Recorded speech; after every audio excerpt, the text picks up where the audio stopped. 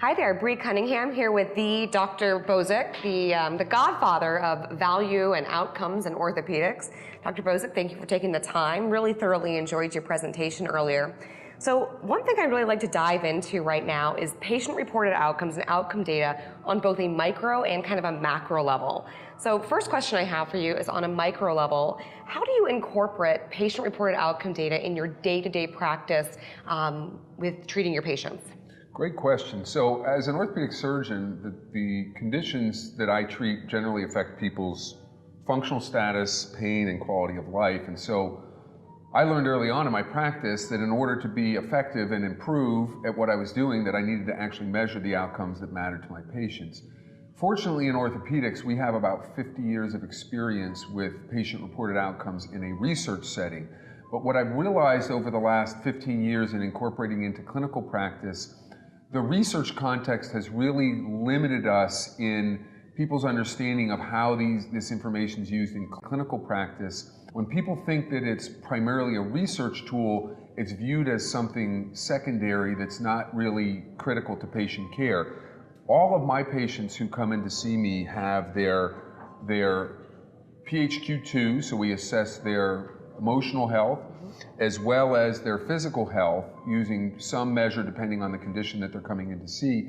And I use that information to have a shared decision-making conversation with my patient about where they are in their stress and coping strategies and where they are in their physical health and what that means in terms of which type of treatment strategy might be most effective for them. A patient with the same amount of arthritis by x-ray could have a lot or a little pain and could have a very well compensated coping strategy or very poorly compensated coping strategy. So there were 4 different scenarios there that would help me in that discussion with my patient. Before I had that information, it was very hard for me to interpret just from looking at the x-ray and talking to the patient which treatment pathway to follow.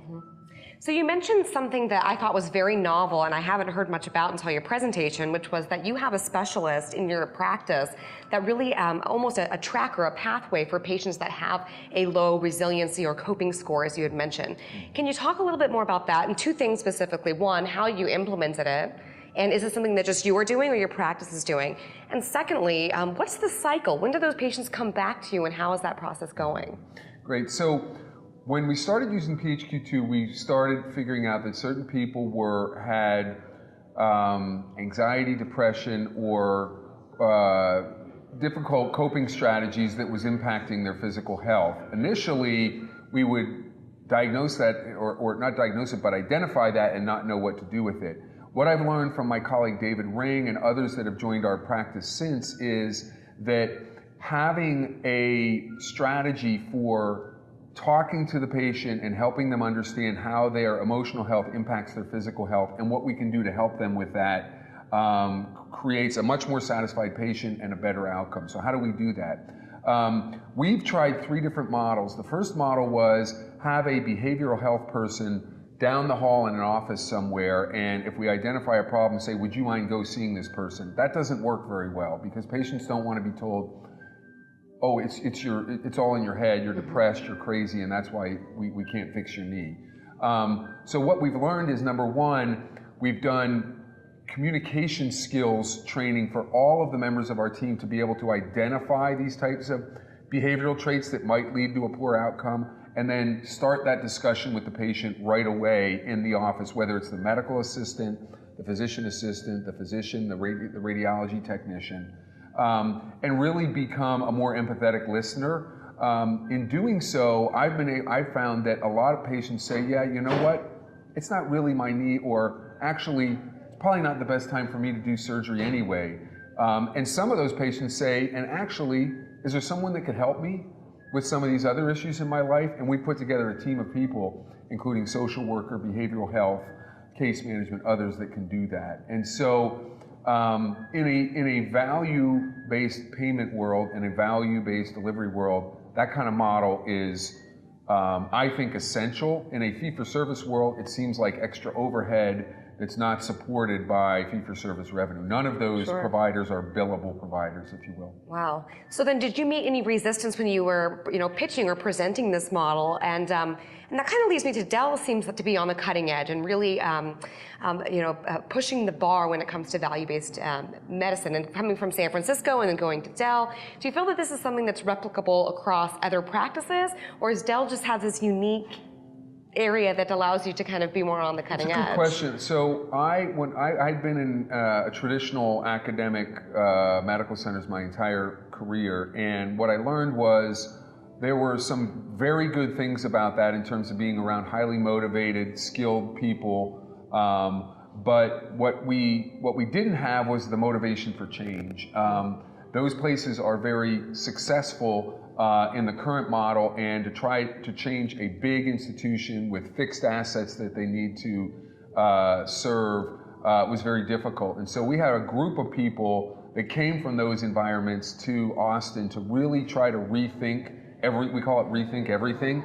But one of the most important things that we do is we are in an environment with a community of providers that has multiple different practice settings, most of them in private practice, some of them in a multi-specialty group or an hospital employed model. But our measure of success is whether these models can be exported to all of those different practice types.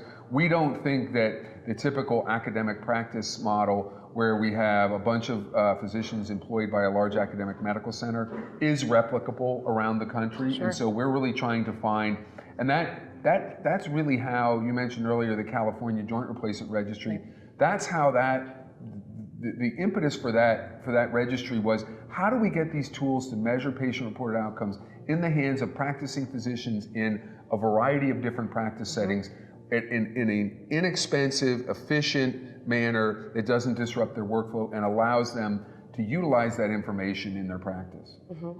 So more on the California Joint Registry. So I think that's, you were really influential in saying not just level 1 and 2 data, right? But we really need that level 3 patient-reported outcome data.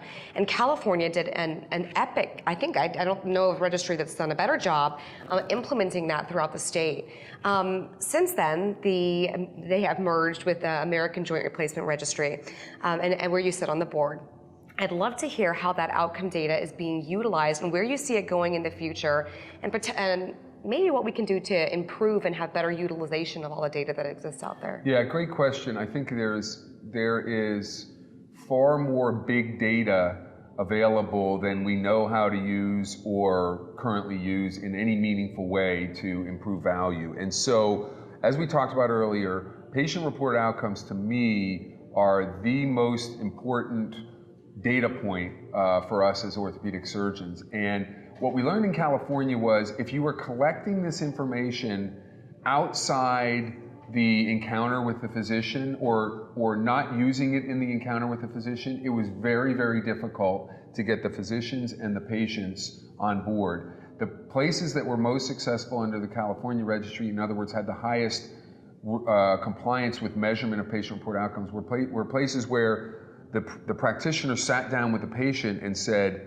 I see based on what you've told me here that you have this type of physical problem and this type of coping skills problem. How can we use that to better your health? Just like I do with the x-ray, point to the x-ray and point to things. I do the same with the patient-reported outcomes. I'm amazed at how many patients say to me, where'd you get that information? And I say, I got it from you. This is the stupid survey you filled out in the waiting area that you were mad at me about. And so what we've learned is that you need to incorporate it into practice in order for it to be successful. And now that the American Joint Replacement Registry has taken over, we are looking again at how to do that in a variety of different settings. It's definitely not a one-size-fits-all approach, but with the CJR, the Comprehensive Care for Joint Replacement Bundle Payment Initiative, we've been surprised at the number of community practices and different practice settings that are now interested in and actively collecting patient-reported outcomes. So with the American Registry, we've learned we have to be nimble and flexible and be able to use different tools in different practice settings. What works in an academic medical center is not going to work in a small or solo practice. And that by having by aggregating information and using that as benchmarks, which is one of the big advantages of the American Joint Replacement Registry, we can give people a little bit of guidance about societal norms and norms for particular conditions like hip and knee arthritis. But we still have a long way to go, but I think the technology is getting better, and I think the interest and understanding of why this information is important in treating musculoskeletal disease has come a long way.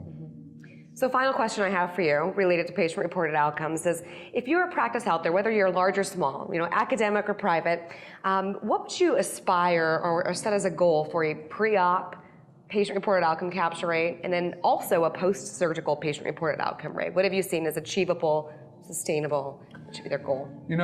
That's interesting, because if you were to ask me that question 2 years ago, I would say, oh, well, if you can do better than 50%, that's pretty good. What I've learned in the last 2 years is I can't, because of the way I use that information in my practice, I can't see it's like waiting for the x-ray. I can't see the patient until I have the x-ray and the PRO score. So now it's 100% in my practice, which means I think the relevant question is how much of that information can you gather before the visit, and how much of it can you gather remotely? But if I'm seeing a patient, I have now the opportunity to say, let's gather that information and then I'll go in the room. So it does, in some cases, change the workflow, and now that patients know, oh, I need to get the x-ray and get that survey filled out, maybe I should get there a few minutes early, or I know that I'm going to need to do this anyway, maybe I'll do it ahead of time. Sure.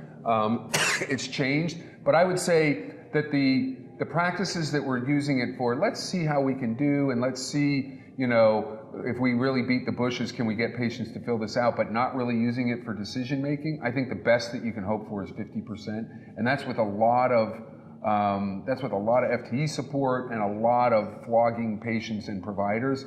But again, once you start using it and incorporating it into practice, I see no reason why it can't be 95 to 100%. I love that. That's great. So it just becomes part of your day-to-day, as essential as an x-ray. Absolutely. Dr. Bozic, it's been an absolute pleasure. Thank you so much for spending the extra time, the godfather of outcome data and orthopedics here, and we'll be back with our next interview.